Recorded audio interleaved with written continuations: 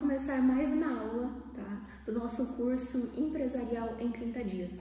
Lembrando que esse é um curso, né, destinado para aquelas pessoas que já passaram na primeira fase em Direito.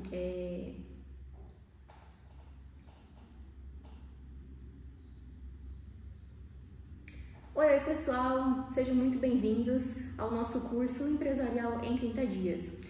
Muito obrigada pela presença de todos.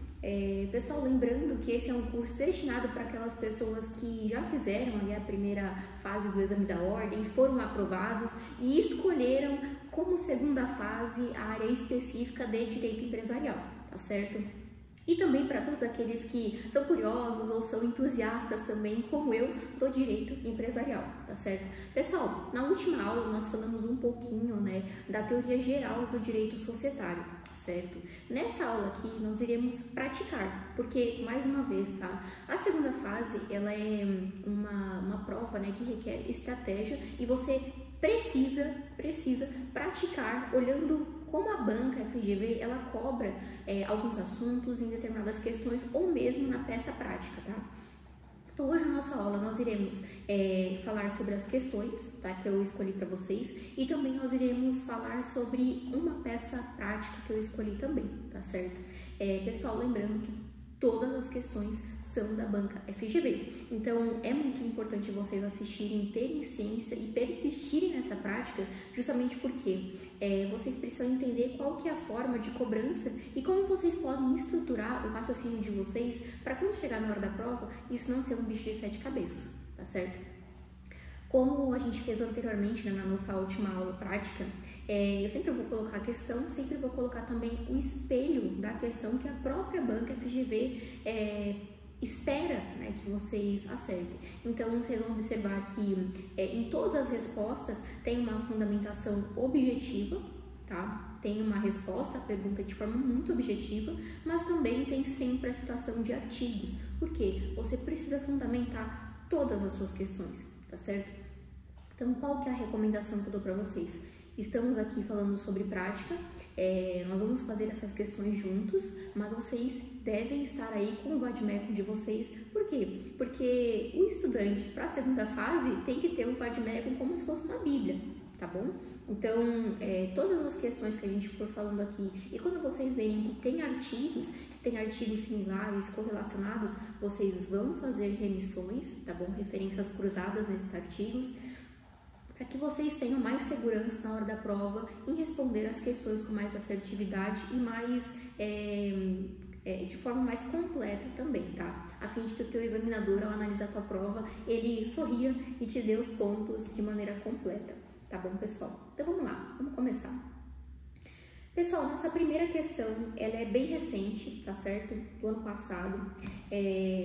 De novo, tá? Todas as questões aqui são de exames da FGV, então a gente vai construir esse raciocínio juntos, tá bom? Então vamos lá. Lembrando que esse material aqui, ele tá disponível, tá certo? O nosso curso tá em pré-venda, então ele tá com valor bem acessível, recomendo que vocês adquiram, tá bom? Porque não são todas as aulas que ficarão disponíveis aqui no YouTube, tá certo? Lembrando que ali no curso, né, vocês também terão um acompanhamento um pouco mais personalizado, etc.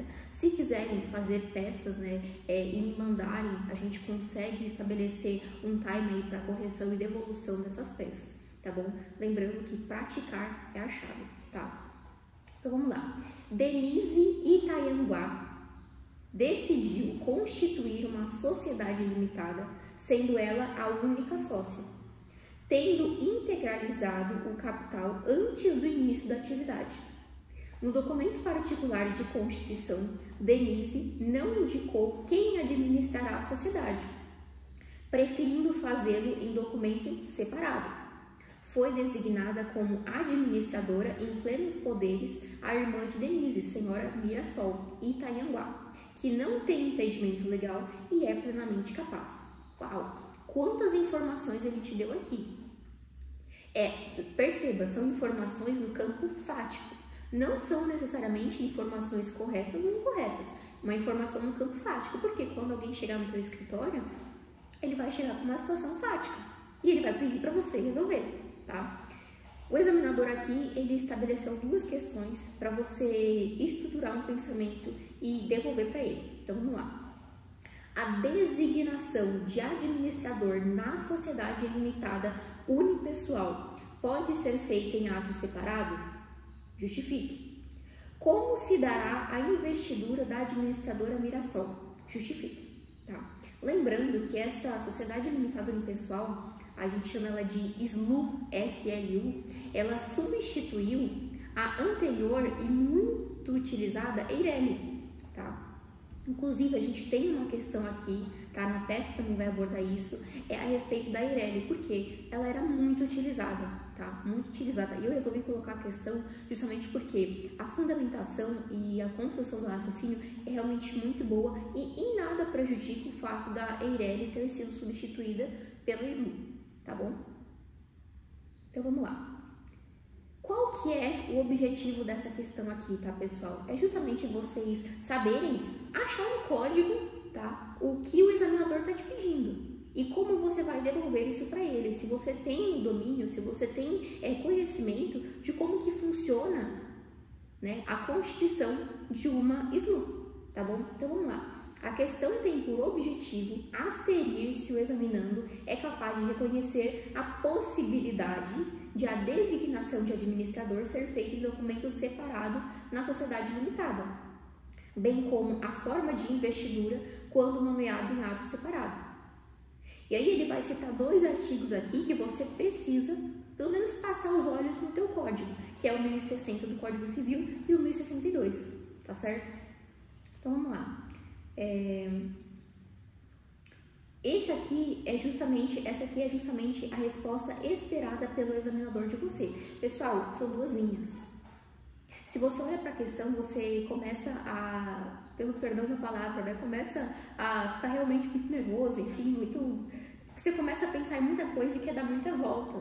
Mas veja, o examinador sabe quando você tem certeza daquilo. São duas linhas, entende? É você bater o olho no artigo e você saber se aquilo ali pode ou não, entendeu? Então, a primeira resposta à primeira pergunta é o seguinte: sim, na sociedade limitada unipessoal, SLU, é possível a designação do administrador no documento de constituição ou em ato separado, de acordo com o artigo 1060. Vamos dar uma olhada no artigo 1060? Vocês vão ver que é literalmente a letra da lei. Só que, se você nunca viu esse artigo, você não vai saber. Você não vai saber como achar, entende? Por isso que você tem que ter domínio. Na última aula que a gente falou também sobre prática de teorias, né? Vocês viram, pessoal? Tinha questões falando sobre escrituração, sobre questão de vício advogado, etc. Quando você sabe do que está falando, poxa, peraí, a gente está falando aqui de Constituição, a gente está falando aqui de administração da sociedade, então eu vou procurar nos títulos que são correspondentes a essas matérias. Simples, tá? Veja, a questão estava falando sobre administração, sobre eleição de administrador, para onde que você vai no código? Ainda que você não tenha visto nunca essa matéria na vida, você vai para o título de administração no código. É simples, tá bom? Você precisa manusear, saber como manusear o código. Então vamos lá. 1060, tá? A sociedade limitada é administrada por uma ou mais pessoas designadas no contrato social ou em ato separado. Ponto. Simples, entendeu? Vamos lá. Qual que é a segunda questão? Como se dará a investidura da administradora Mirassol? Justifique. A investidura da administradora Mirassol no cargo de administradora ocorrerá mediante termo de posse no livro de atos de administração, segundo o artigo 1062, caput do Código Civil. Ponto. O administrador designado em ato separado, ali, tá aí a resposta. No cargo mediante termo de posse no livro das atas de administração. Você precisa entender todo esse mecanismo, você precisa entender o que são esses livros, você precisa entender. Pessoal, para esse momento da prova, lembre-se, eu estou lidando aqui de forma objetiva, por quê? Porque você tem o objetivo de passar na prova, de passar na segunda fase, na área que você escolheu. Então, o meu objetivo aqui é te ensinar como você vai olhar de forma estratégica para o vadimédico, porque é ali que está todas as respostas, entendeu? Você precisa, claro, construir um raciocínio para que você não perca tempo, para que você tenha um estudo otimizado. Mas, pessoal, tá tudo no VAD, tá certo? Então, vamos lá para a próxima. Tomé deseja se tornar Tomé deseja se tornar microempreendedor individual, famoso MEI. Não obstante, antes de realizar sua inscrição no portal do empreendedor, consultou você, como advogado, para tirar dúvidas sobre o regime jurídico do microempreendedor individual, incluindo o tratamento diferenciado em relação a outros empresários. Tá certo? Olha a questão. O microempreendedor individual é uma pessoa jurídica com responsabilidade limitada, denominada Empresa Individual de Responsabilidade Limitada, cuja sigla é EIRELI? Essa questão aqui, por mais que a EIRELI tenha sido substituída pela SLU, vocês vão entender a lógica dessa questão e vocês precisam guardar o entendimento, tá? Lembrando que a EIRELI, ela não existe mais, tá bom?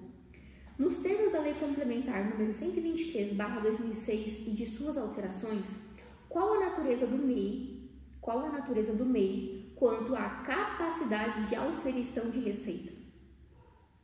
Como pessoa contribuinte de impostos, taxas e contribuições, Tomé estará dispensado, no ato da inscrição como MEI, de apresentar certidão negativa de débito referente a tributos ou contribuições? Veja, são pontos muito específicos e o que eu já disse para vocês. Quando vocês veem a questão indo para pontos muito específicos, detalhando muito aquilo que ele quer, tenha certeza que existe um artigo que fala exatamente aquilo que ele está te pedindo, tá? Letra de lei, tá bom? Então vamos lá. A questão tem por objetivo verificar o conhecimento do examinando quanto às regras básicas pertinentes ao microempreendedor individual, como enfoque no tratamento diferenciado em relação a outros empresários, por ser uma modalidade de microempresa. Ademais, espera-se que o examinando reconheça que o MEI é uma pessoa natural e não uma EIRELI. Ou seja, a gente pode transferir esse entendimento aqui para quê? O MEI, o microempresário individual, ele é um empresário individual, ele é a pessoa natural. Isso não se confunde com a SLU, tá? Por quê? Porque a EIRELI e a SLU, elas estão uma para outra de forma análoga, de forma equiparada, tá bom? Coloquei aqui em vermelho para vocês não esquecerem que a EIRELI, ela foi substituída pela SLU, tá? É isso pela Lei 14.195 de 2021, tá bom? E como eu já tinha dito na aula anterior, a SLU, ela tem as mesmas características do modelo antigo, mas tem uma grande diferença que é justamente com a Lei da Liberdade Econômica, a gente observou isso, né? Que é ela não exigir um capital social mínimo, tá? Isso abre portas e torna o ingresso no empreendedorismo de forma muito mais democrática, tá bom? Então vamos lá, o que o examinador esperava de você nessa questão? Questão A, não. O MEI é uma pessoa natural, espécie de empresário individual de que trata o artigo 966 do Código Civil, e não uma pessoa jurídica de direito privado, que é a EIRELI, ou, no caso, a SLU. Vocês precisam ter isso em mente, tá? MEI, pessoa natural, microempresário individual, a gente está falando aqui de uma única pessoa, não está falando de ecossistema de sociedade, tá? E a sociedade unipessoal, ela justamente é a possibilidade, tá, de um único empresário abrir uma empresa, tá bom? Só que a gente está falando aqui de um ecossistema reduzido. É justamente a exceção à regra que a gente tem quando fala que, quando a gente fala de sociedade empresária, uma ou mais pessoas precisam contratar-se, precisam estabelecer contrato para firmar uma sociedade.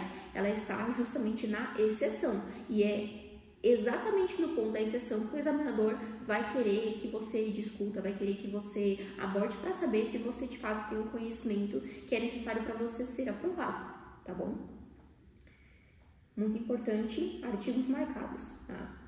O MEI é uma modalidade de microempresa, tá? Conforme o artigo 18 e parágrafo 3º da Lei Complementar número 123. Pessoal, essa lei aqui, vocês vão marcar no código de vocês e vocês vão saber que ela existe, entende? Vocês não precisam se debruçar na lei, saber de tudo, etc. e passar horas lendo essa lei, mas vocês precisam saber que é uma norma que existe e quando a gente estiver falando de microempresa, quando a gente estiver falando, a gente falou dela na aula anterior também, vocês sabem que vocês podem recorrer a essa norma, tá bom? Essa aqui, na verdade, são dois modelos de questões, né? Na verdade, são duas partes da mesma questão. Então, vamos lá para a segunda parte. Sim, para o MEI é dispensável, para fins de arquivamento nos órgãos de registro, prova de quitação, regularidade ou inexistência de débito, referente a tributo ou contribuição de qualquer natureza, com base no artigo 9º, parágrafo 1º, inciso 2º da mesma lei. Como é que vocês vão saber disso? Se vocês sabem da existência da lei. Vocês precisam decorar esse artigo? Obviamente que não. Mas vocês vão marcar no código de vocês e vocês vão saber que existe uma lei que trata das microempresas, tá? Então, para vocês vai ser muito mais fácil quando isso aparecer novamente, entendeu? Pessoal, na hora da prova, vocês podem sim não saber de algo. É uma prova com consulta e vocês precisam, isso vocês realmente precisam, é saber como pesquisar no código, tá? Nem tudo vai estar no Código Civil. A gente está só no início do nosso estudo. Então, vocês, como eu tinha dito na primeira aula, né? Vocês precisam ter manejo do código e vocês precisam saber como pesquisar, precisam saber como olhar para o índice, precisam saber quais leis tem ou não tem no VADMEC específico de direito empresarial, tá? Isso tudo para quê? Para que vocês não percam tempo, tá bom? Vamos lá. Próxima questão, tá? Paulo é fazendeiro e cria, de modo profissional, gado de raça para venda a frigoríficos, bem como seleciona as melhores raças para exportação de carne. Na fazenda de Paulo, há emprego de tecnologia, mão de obra qualificada, pesquisa de zootecnia e altos investimentos. Entretanto, ele não tem nenhum registro como empresário, exercendo a pecuária como pessoa natural. O que vocês acham que o examinador vai perguntar aqui? Com base nesses dados, responda aos itens a seguir. A atividade exercida por Paulo é empresa? É obrigatória a inscrição de Paulo na junta comercial como empresário? Do que a gente está falando aqui, pessoal? Empresário rural. Do que a gente está falando aqui?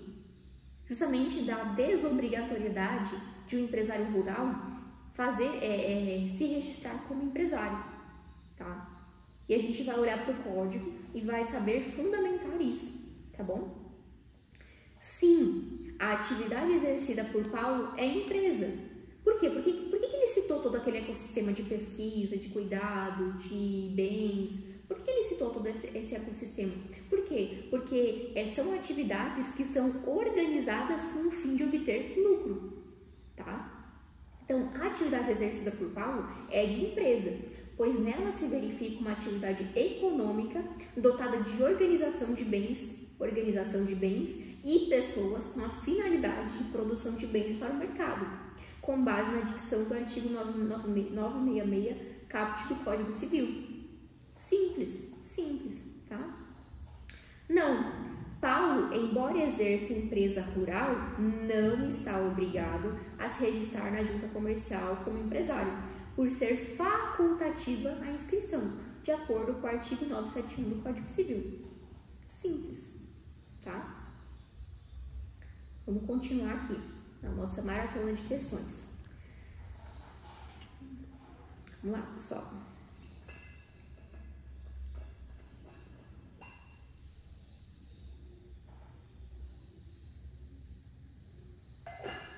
Cotegipe, Ribeiro e Camargo pretendem constituir uma sociedade empresária para atuar na exportação de arroz. Exportação de arroz. Cotegipe, domiciliado em Piratini, Rio Grande do Sul, será o sócio majoritário, com 75% do capital. Os futuros sócios informam a você que a sociedade será constituída em Santa Vitória do Palmar, Rio Grande do Sul, local da sede contratual, e terá 4 filiais, todas no mesmo estado. A administração da sociedade funcionará em Minas, cidade da República Oriental do Uruguai. Domicílio dos sócios Ribeiro e Camargo, mas as deliberações sociais ocorrerão em Santa Vitória do Palmar. Pessoal, que salada de mistura aqui ele fez na tua cabeça. Mas pera lá. A pergunta é simples e vocês com certeza sabem a resposta se vocês assistiram ao vídeo anterior. A sociedade descrita no enunciado poderá ser considerada uma sociedade brasileira? O que vocês acham? Olha só, os futuros sócios informam a você que a sociedade será constituída em Santa Vitória do Palmar, local da sede contratual. Ponto. Tá aí a resposta. Mas vamos continuar aqui. Diante do fato de o domicílio do sócio majoritário, bem como o lugar da Constituição e as filiais serem no Brasil, a sociedade precisa de autorização do Poder Executivo para funcionar? Se você sabe responder a primeira, com certeza você vai saber responder a segunda. Pessoal, ele fez essa salada, essa mistura de sócio, de isso, daquilo, simplesmente para saber se você tem o conhecimento do que é uma sociedade nacional e o que é considerado uma sociedade estrangeira. Apenas e puramente isso, tá bom? Então vamos ver o que o examinador esperava de você. Não! Somente será considerada nacional a sociedade que tenha no país a sede de sua administração, com fundamento no artigo 1126 do Código Civil, que ele te perguntou: a sociedade descrita no enunciado poderá ser considerada uma sociedade brasileira? Tá? Então, não. Somente será considerada nacional a sede que tenha no país a sede de sua administração, com fundamento no 1126 do Código Civil. Uma segunda parte da resposta, tá? Como a administração da sociedade funcionará em território ou cidade uruguaio, ela não reúne os requisitos para ser uma sociedade brasileira, tá certo? Então vamos lá. Diante do fato de o domicílio do sócio majoritário, bem como o lugar da Constituição das filiais serem no Brasil, a sociedade precisa de autorização do Poder Executivo para funcionar? O que vocês acham? Lembra quando a gente estudou que as sociedades estrangeiras são uma daquelas empresas, uma daquelas sociedades empresárias que necessitam de autorização do poder público para funcionar em solo brasileiro? Então tá aqui a resposta. Sim, porque a sociedade estrangeira, qualquer que seja o objeto dela, independente da atividade empresarial que ela exerça, ela vai precisar de uma prévia autorização do poder público para funcionar, tá bom? Nos termos do artigo 1134 do Código Civil, tá? Continuando. Vamos lá, pessoal. As sociedades empresárias Cambé S.A., Rolândia S.A. e Construtora Paranavaí Limitada constituíram informalmente uma sociedade para atuação no mercado de construção de imóveis. No documento de constituição não levado a registro, ficou estabelecido que a atividade social será exercida apenas pela construtora Paranavaí Limitada, em nome individual e responsabilidade limitada perante os terceiros. Ademais, são sócias investidoras com participação disciplinada no contrato. Durante a existência da sociedade foi admitido, na condição de sócio participante, o senhor Cruz Machado, que contribuiu para a atividade social com a quantia de R$250 mil. Considerando as informações acima e o tipo societário, a gente está falando aqui de uma SA, tá? E de uma limitada, pergunta-se: se os sócios decidirem levar o contrato a arquivamento na junta comercial, a sociedade tornar-se a pessoa jurídica? Justifique. Qual a natureza da contribuição do sócio Cruz Machado? Justifique. Vamos lá. A questão tem por objetivo verificar o conhecimento pelo examinando de algumas regras sobre a sociedade em conta de participação como a condição permanente de sociedade não personificada e a condição de patrimônio especial da contribuição dos sócios, tá? Então, em relação à primeira questão, tá? Em relação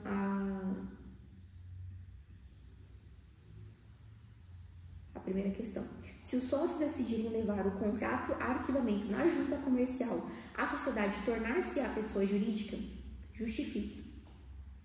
Aqui, pessoal, ele estava querendo dizer tão simplesmente a respeito da natureza de sociedade não personificada da sociedade em conta de participação, tá? Então, é muito simples. A eventual inscrição do contrato em qualquer registro não confere personalidade jurídica à sociedade de acordo com o artigo 993, tá? A outra parte da questão. Qual a natureza de contribuição do sócio Cruz Machado? A contribuição do sócio participante Cruz Machado constitui patrimônio especial, de acordo com o artigo 994, caput do Código Civil, certo? Próxima questão. Tanabi Franquias Limitada, sociedade empresária com capital integralizado, foi condenada a indenizar Telêmaco Eletrônica Limitada, EPP, tá? Em sentença arbitral proferida pela Câmara de Arbitragem Z. No curso da ação de cumprimento de sentença arbitral, foi requerida pela credora a instauração do incidente de desconsideração da personalidade jurídica, sob a justificativa de obstáculo ao ressarcimento do débito pela devedora em razão de todos os sócios responderem até o valor das respectivas cotas pelas obrigações sociais. Sabendo-se que não foi requerida a desconsideração da personalidade jurídica no curso da arbitragem, é possível, como medida de urgência, a instauração do incidente no curso da ação do cumprimento de sentença. A gente tem que lembrar da última aula, né, que acabou a bateria do meu computador, que o incidente de desconsideração da personalidade jurídica, ele tem cabimento em todas as fases do processo, tá? Em todas as fases. Então, aqui, apenas por isso, você já saberia como se nortear, tá? E, obviamente, a gente vai para o artigo 50. A justificativa apresentada por Telêmaco Eletrônica Limitada, EPP, para a desconsideração da personalidade jurídica autoriza a instauração do incidente? Obviamente, aqui que ele está te perguntando a respeito dos requisitos, tá? Então, vamos lá. O botãozinho soltou aqui. Então, vamos lá. Aqui eu coloquei de novo aquele slide da última aula, porque a gente não teve tempo de se debruçar muito a respeito dessa matéria. Pessoal, a desconsideração da personalidade jurídica, ela é um incidente importante, tá? Principalmente no direito empresarial, tá? Porque ela desfaz justamente o benefício de proteção de capa que reveste a empresa, que é a personalidade jurídica, que é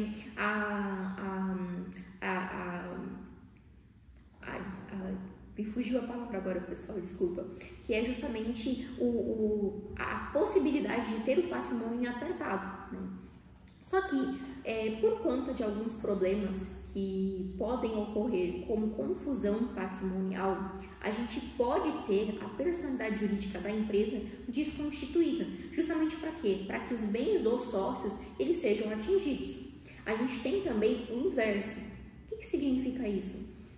Significa que quando o sócio ele tem dívidas contraídas no nome dele, ele começa a colocar o patrimônio dele na empresa.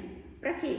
Para que as dívidas que estão no nome dele não sejam, para que o patrimônio dele não seja atingido pelas dívidas que ele contraiu no nome dele. Então, a gente tem a desconsideração inversa da personalidade jurídica, tá? Vamos por partes. Eu quero ler com vocês, por mais que isso demore um pouquinho mais, o artigo 50, porque realmente é um artigo um pouco longo. Pedi que vocês lessem na aula anterior, né, como um homework, mas é interessante para que vocês entendam, para que vocês tenham isso muito consolidado na mente de vocês. Até porque Era surpresa, mas agora acho que dá para revelar a nossa peça, que a gente vai falar hoje, justamente versa a respeito da desconsideração da personalidade jurídica, que é um elemento muito importante. E lembra que eu falei a respeito da sensibilidade? Pessoal, a gente precisa entender o momento que nós estamos vivendo aqui no Brasil, né? Muitas empresas, elas estão indo à falência, muitas pessoas estão contraindo dívidas no próprio nome, muitas empresas estão adquirindo aí mecanismos como holdings para alocação de patrimônio. Muitos advogados vendem o produto de blindagem patrimonial como se fosse algo capaz de salvar o empresário de todas as dívidas e de todas as obrigações que ele contraiu. Por isso, eu realmente acho muito importante para vocês entenderem aqui, porque, ao meu ver, tem muita possibilidade disso cair numa questão ou mesmo numa peça, tá? Então, vamos lá. Em caso de abuso da personalidade jurídica, abuso caracterizado, o que o legislador entende aqui por abuso da personalidade jurídica? Ele vai te explicar. Caracterizado pelo desvio de finalidade, confusão patrimonial, pode o juiz, a requerimento da parte ou do Ministério Público, quando lhe couber, intervir no processo, desconsiderá-la, ou seja, desconsiderar a personalidade jurídica dessa empresa, para que os efeitos de certas e determinadas relações de obrigações sejam estendidos aos bens particulares de administradores ou de sócios da pessoa jurídica beneficiada, beneficiados direta ou indiretamente pelo abuso. Para os fins do disposto nesse artigo, desvio de finalidade é a utilização da pessoa jurídica com o propósito de lesar credores e para a prática de atos ilícitos de qualquer natureza.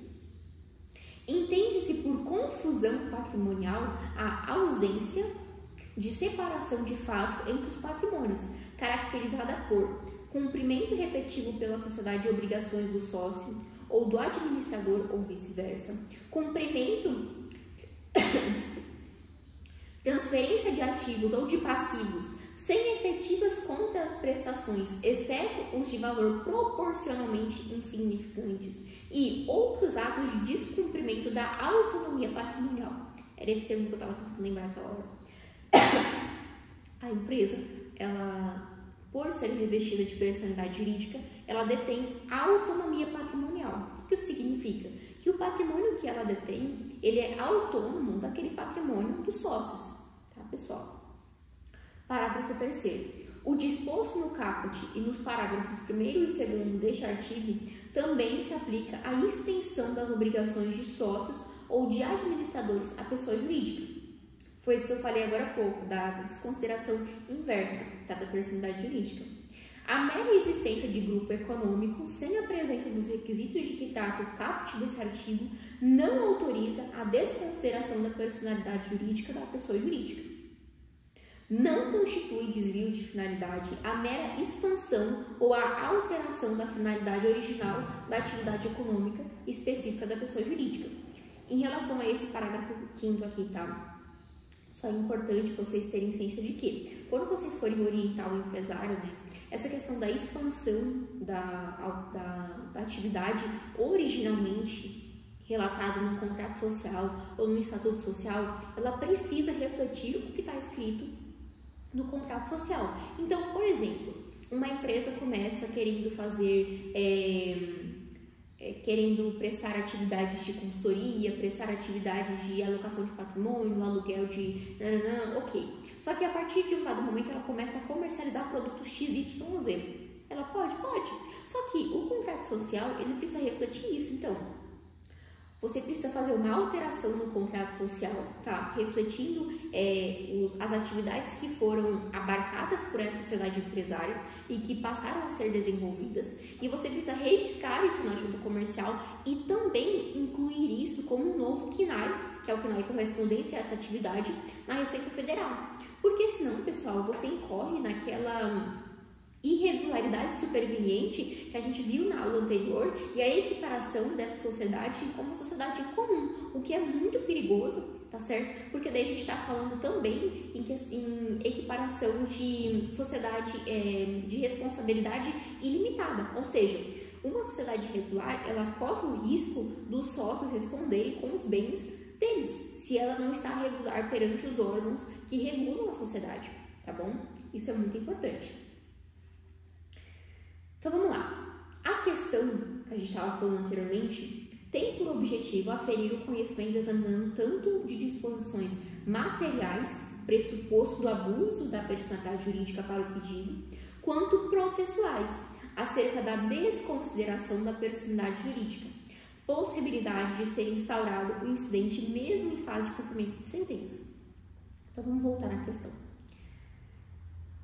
Sabendo-se que não foi requerida a desconsideração da personalidade jurídica no curso da arbitragem, é possível, como medida de urgência, a instauração do incidente no curso da ação do cumprimento de sentença? Sim.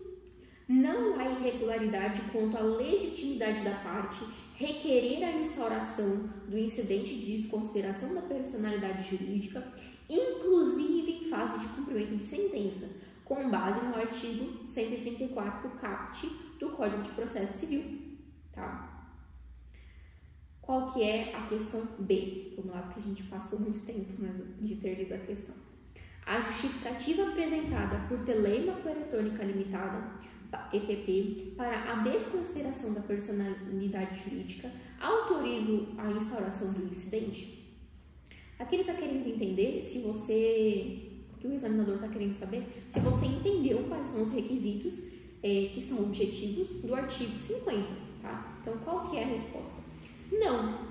O pedido de desconsideração da personalidade jurídica deve observar os pressupostos previstos em lei, como determina o artigo 133, parágrafo 1º do Código de Processo Civil, mas aqui nesse artigo, pessoal, você precisa fazer uma referência cruzada ao artigo 50, porque ainda que nessa opção de resposta o examinador não tenha te pedido isso, é importante que você saiba e que você faça a referência cruzada, tanto no artigo 50 a respeito do Código de Processo Civil, quanto no artigo 133 a respeito do artigo 50 do Código Civil, tá certo? Façam essa referência cruzada.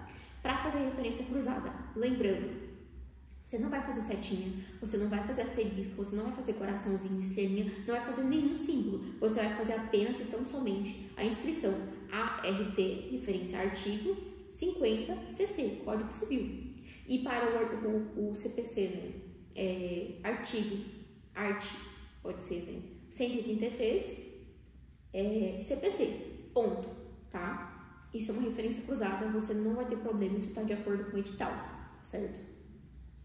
A justificativa apresentada por Telêmaco Eletrônica de o devedor ser sociedade limitada com capital integralizado não comprova abuso da personalidade jurídica por parte de sócio ou administrador, pressuposto contido no artigo 50 do Código Civil, tá?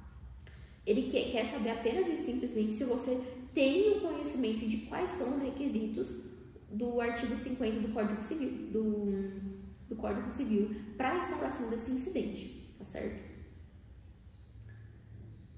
Estamos entendidos, pessoal? Então vamos lá. Agora a gente vai olhar para uma peça e não é uma peça tão velha assim, né? A gente está falando aqui de 2018. A gente vai olhar para a peça que fala a respeito de desconsideração da personalidade jurídica, tá? Depois a gente vai olhar para o espelho da questão e depois eu vou ler junto contigo uma peça já feita, tá bom? O que eu aconselho você? Se você está começando agora, se você está com preguiça de fazer as peças, quando você vê eu fazendo uma peça aqui, o que você vai fazer? Você vai fazer a peça comigo, você vai ler a peça comigo e posteriormente você vai copiar. Você vai copiar tudo que eu coloquei ali como arquivo no nosso curso e você vai copiar. Sim, você vai copiar, você vai abrir o computador e você vai copiar tudo que tiver escrito ali. Ah, não vale só ler? Não vale. Porque quando você copia, quando você escreve, Eu sempre fui assim para estudar, tá, pessoal? Eu sempre tive uma compreensão muito sinestésica.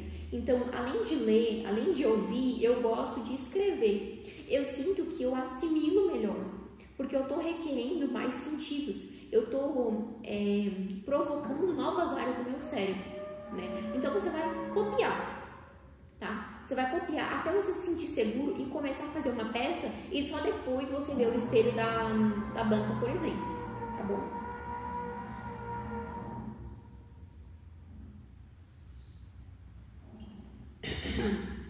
Então vamos lá.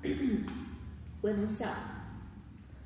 Demerval Lobo, ex-empresário individual enquadrado como microempresário, requereu e teve deferida a transformação de seu registro em empresa individual de responsabilidade limitada, que é a EIRELI, hoje SLU, que foi enquadrada como microempresa.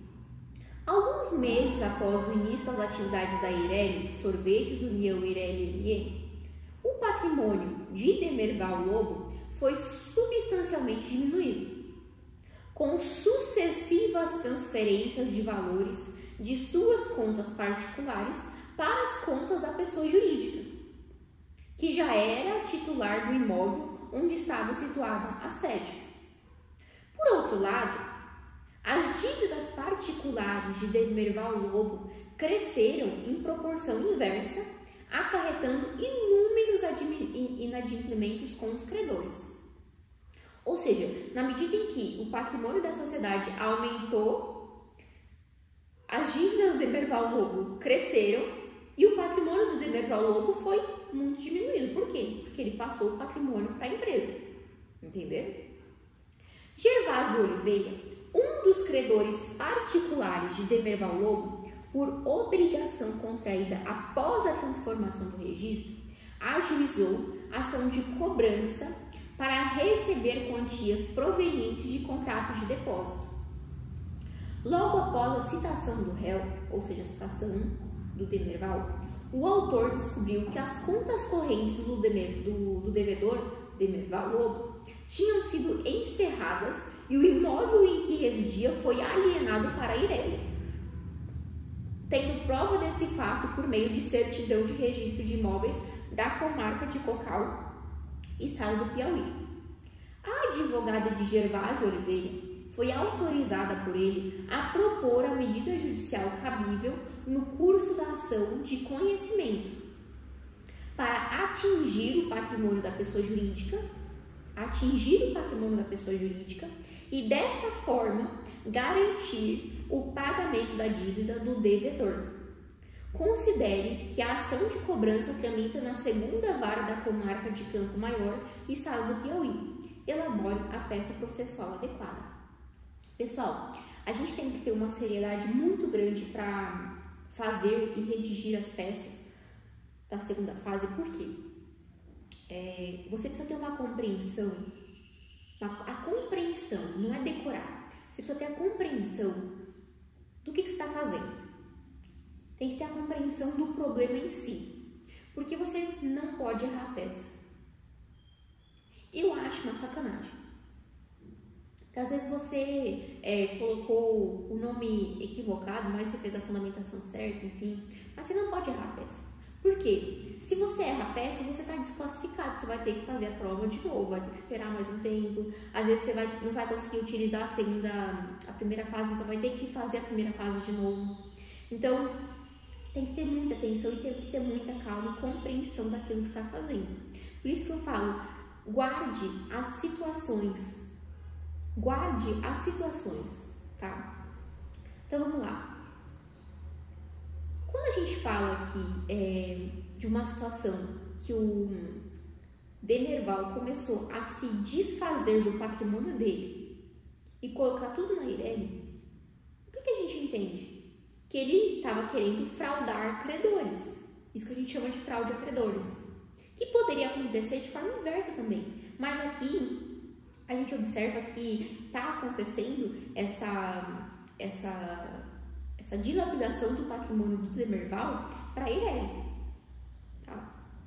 Por quê? Porque porque foi o nome do Demerval que ele contraiu dívidas e que ele não estava querendo pagar, tá? Então, vamos lá. A ação de cobrança já existe. Já existe uma ação de cobrança. O que cabe para você, enquanto advogado do Gervásio, fazer nesse momento? Você está defendendo o Demerval? Não, você está defendendo o Gervásio.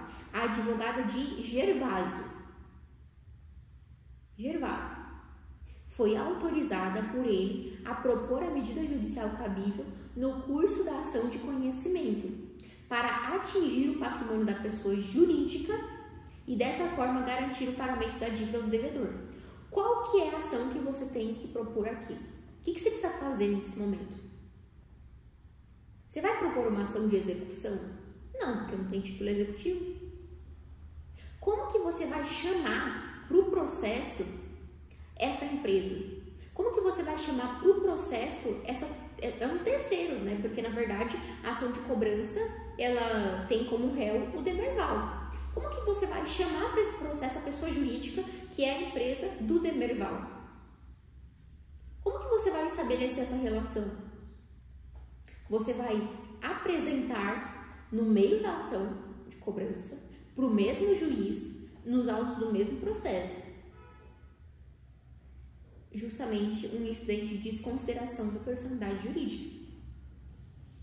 E a gente vai observar aqui o que o examinador estava querendo e esperando de você ao ele pedir que você apresentasse esse tipo de ação.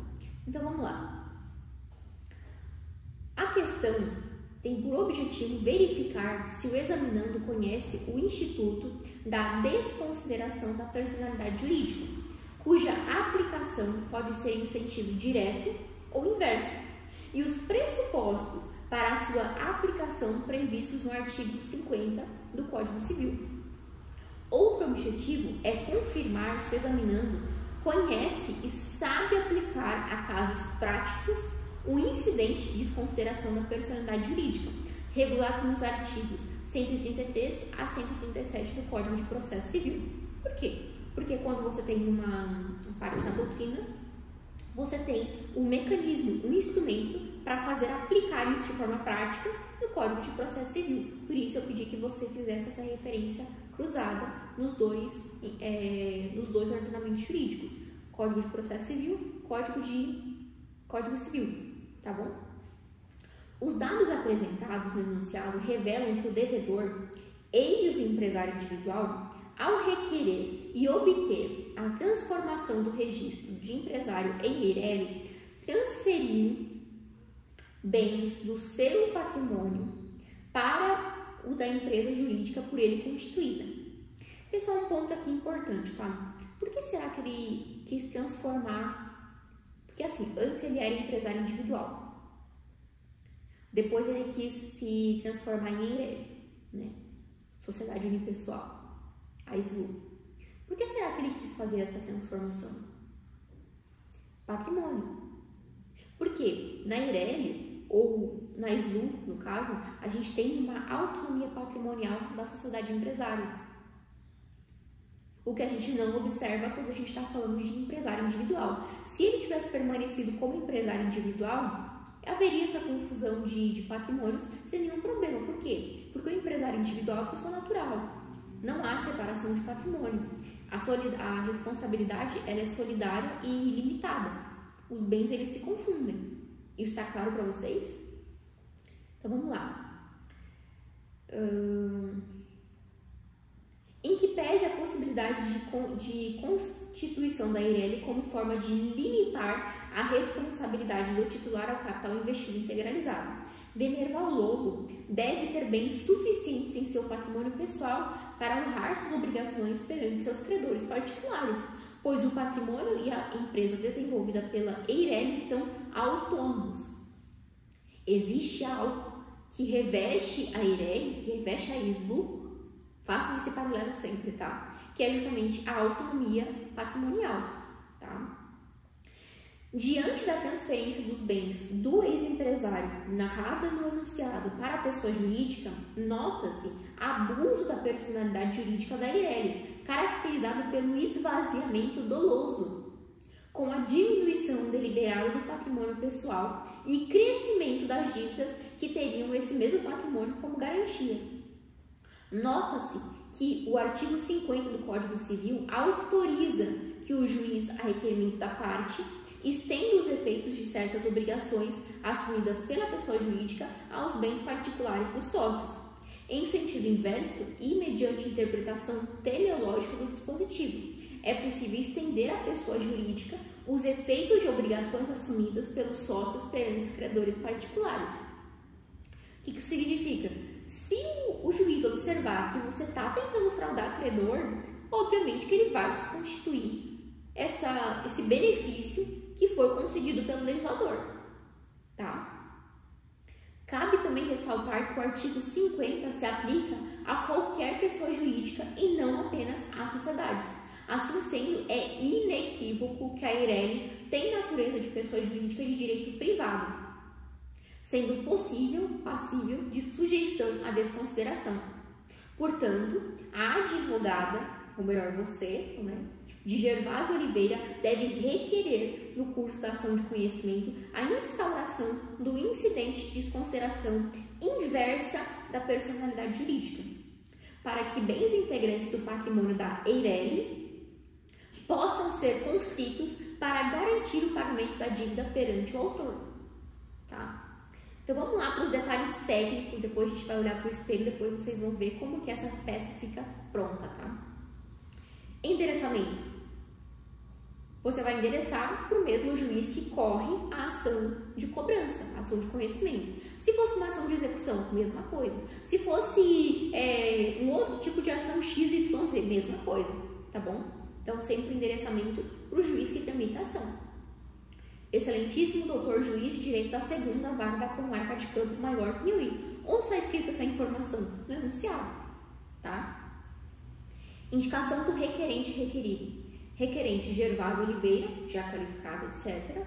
Requerido Sorvetes União Eireli ME. Onde está essa informação? No enunciado, tá? Vocês precisam aprender a ir grifando as informações que são relevantes para vocês conseguirem estruturar a peça de maneira correta, tá? Por seu representante legal, qualificação, etc, tá? Por que tem representante legal aqui? Porque, pessoal, vamos lá, quando a gente está falando de pessoa física, a gente, obviamente, está falando de uma pessoa natural, né? Então, você vai simplesmente qualificar a pessoa natural. Brasileiro, solteiro, residente domiciliado em tal lugar, portador do RG, CPF tal, etc. Se é uma pessoa jurídica, como que você vai qualificar? A gente vai ver isso na peça pronta. Mas como que você qualifica uma pessoa jurídica? A pessoa jurídica, ela precisa de um representante legal para responder por ela. Isso a gente sempre vai observar nos atos constitutivos, nos documentos societários, estatuto social, contrato social.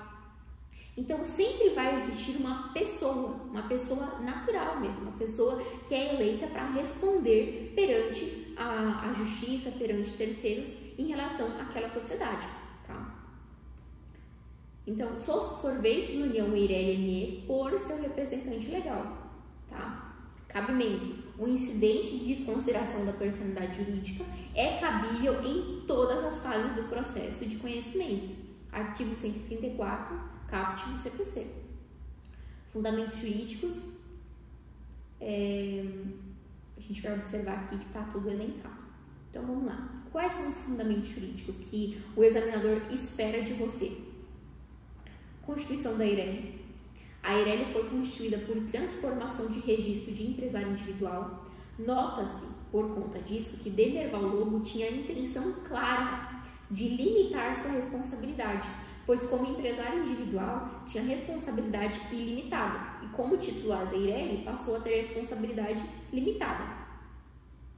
O que significa isso aqui, pessoal? Eu sugiro que vocês dividam a peça em dos fatos e dos fundamentos, tá? Dos fatos, você vai fazer um apanhado geral. Fundamento, você vai apresentar o direito para o juiz ou, no caso, para o examinador, tá?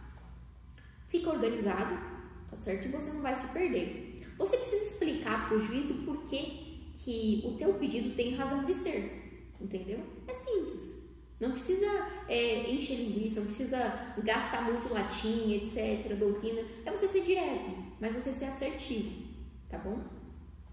O ex-empresário se aproveitou da personalidade jurídica da Eireli, distinta da pessoa natural, para realizar sucessivas transferências de valores de suas contas particulares para as contas da pessoa jurídica e alienação de imóvel, abuso da autonomia subjetiva. E, ao mesmo tempo, as dívidas particulares cresceram em proporção inversa, acarretando inúmeros inadimplementos com os credores, abuso da autonomia objetiva. Verifica-se que ocorreu abuso da personalidade jurídica por parte de Demerval Lobo, caracterizada pelo desvio de bens do patrimônio pessoal do devedor para o da pessoa jurídica, nos termos do artigo 50 do Código Civil. Verifica-se que estão demonstrados os pressupostos para a desconsideração da personalidade jurídica, artigo 133 e 134 do Código de Processo Civil. Há possibilidade de desconsideração inversa da personalidade jurídica. Tá? Pedidos. Quais são os pedidos num incidente de desconsideração da personalidade jurídica?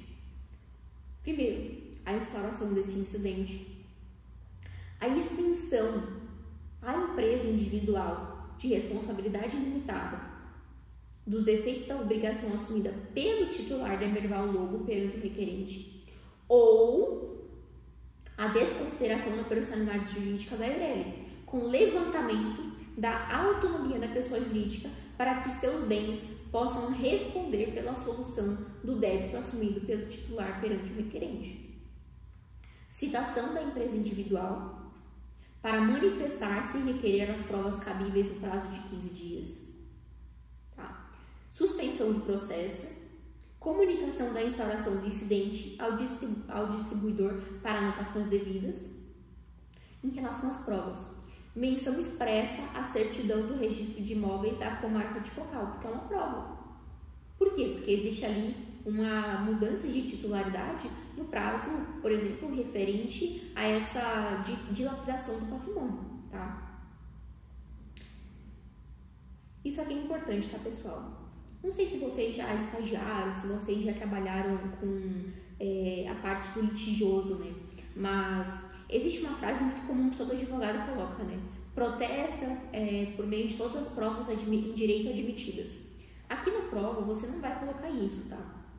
Porque esse mero protesto, você falando que, olha, no momento oportuno eu quero me valer de todas as provas que eu quiser. Isso aqui não vai pontuar, tá? Porque você não vai ter um segundo momento oportuno. Então você precisa indicar de maneira precisa quais são as provas que você quer apresentar para o juiz nesse momento. Como que você pode entender isso? Veja no enunciado quais são os documentos que você observa que constituem lastro para a narração que você está fazendo. Então, quais são os documentos que o examinador te apresenta e que constituem uma base, um fundamento específico para você mostrar para o juiz, olha, eu tenho isso aqui, olha, eu preciso de ajuda para conseguir investigar essa situação, etc., porque, olha, eu tenho esse indício aqui, tá? Você vai conseguir observar isso na hora da prova, com certeza. Fechamento, tá? Local, data, advogado AB. Pessoal, isso aqui você precisa decorar isso, tá? Local, data, advogado AB. Porque isso aqui é ponto de graça, tá? Isso vai ter em toda a prova. Você precisa pontuar e precisa decorar isso aqui, tá?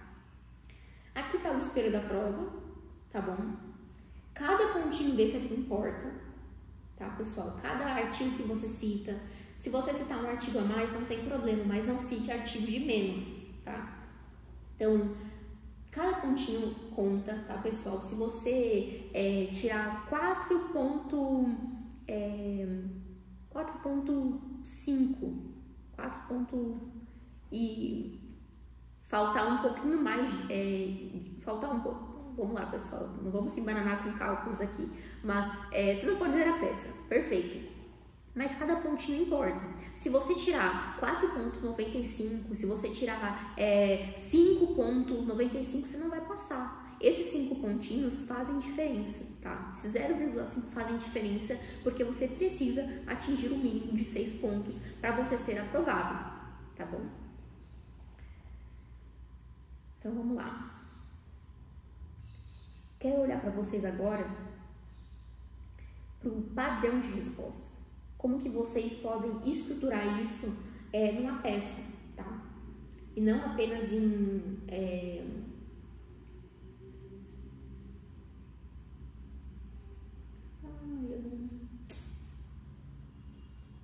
Tá, eu vou fazer o seguinte, tem a primeira parte aqui, eu talvez me embananei, não coloquei o restante da peça aqui, mas eu vou deixar disponível lá no nosso curso, tá certo? E vocês sigam a minha recomendação, tá? Escrevam, nem que você esteja copiando, escrevam, tá certo? Por que existe esse processo número XXX? Porque você precisa fazer referência e mostrar para o examinador que esse processo aqui está sendo distribuído num processo que já existe, tá? Então você vai distribuir ele por dependência. É por isso que você já sabe a vara para que você entre em direção desse processo, tá certo? Olha aqui. Gervásio, já devidamente qualificado nos autos em epígrafe, vem respeitosamente através de seu procurador, cuja procuração segue em anexo, apresentar incidente de desconsideração da personalidade jurídica inversa, com fulcro no artigo 50 do Código Civil e artigo 133, parágrafo 2º e 134, ambos do CPC, em face de Sorvetes União Eireli, pessoa jurídica de direito privado, inscrita no CNPJ sob o número XXX, com sede representada por seu administrador Demerval Lobo. E aí, ou você qualifica ou você pode até colocar já qualificado nos autos em epígrafe também, tá? Essa é a divisão que eu falei para vocês que eu gosto de fazer, dos fatos, tá? O réu da presente demanda, Demerval Lobo, era empresário individual, enquadrado como microempresário, tendo requerido a transformação de seu registro em empresa individual de responsabilidade limitada, o que foi deferido, sendo que restou enquadrada como microempresa. Ocorre que, alguns meses após o início das atividades da Eireli, Sorvetes União Eireli, o patrimônio de Demerval Lobo foi substancialmente diminuído, com sucessivas transferências de valores de suas contas particulares para as contas da pessoa jurídica, o que já era titular do imóvel onde estava situada a sede. Percebe? Eu estou fazendo uma paráfrase do enunciado. Aqui, pessoal, você precisa não demandar muito tempo, não fazer rascunhos longos. Você precisa entender que você precisa fazer um resumo do enunciado. Você não vai copiar tudo do enunciado, porque isso vai te tomar muito tempo e você não vai pontuar. Mas você precisa fazer um encadeamento lógico da situação e dos eventos para você mostrar para o examinador, que nesse caso vai ser o teu juiz, justamente que, olha, aconteceu isso e é por isso, aplicando o direito aqui, que você precisa conceder o que eu estou te pedindo, entendeu? Você precisa só contar para o juiz o que está acontecendo, dos fatos, tá? Em sentido contrário, suas dívidas particulares crescerem em proporção inversa, acarretando inúmeros inadimplências com os credores. O ora autor Gervásio Oliveira é um dos credores particulares de Demerval Lobo por obrigação contraída após a transformação do registro. Assim, ajuizou a ação de cobrança para receber quantias provenientes de contratos de depósito. Pessoal, eu realmente não digitalizei no meu caderno o restante dessa peça, mas eu quero que vocês prestem atenção, que vocês leiam e que vocês consultem o que vai estar aqui na integralidade, tá? A peça, e copiem, tá?